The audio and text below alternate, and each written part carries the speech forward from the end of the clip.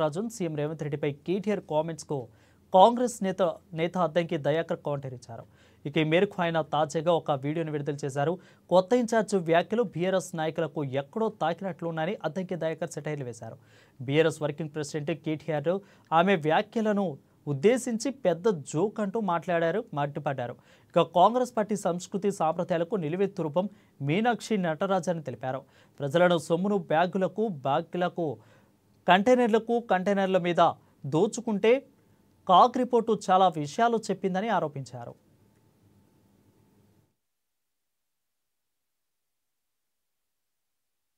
చేసిన comments BRS వాళ్ళకి ఎక్కడో తాకినట్టుంది. మిత్రుడు కేటీఆర్ మాట్లాడుతున్నాడు, అదొక పెద్ద జోక్ కాంగ్రెస్లో అని చెప్పి.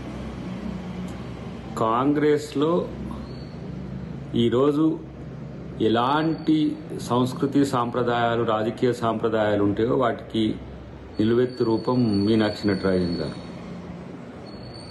అంతేకాకుండా ప్రజల సొమ్మును బ్యాగులు కంటైనర్లను మీరు దోచుకుంటుంటే కాగ్ రిపోర్టే చాలా విషయాలు చెప్పింది కదా.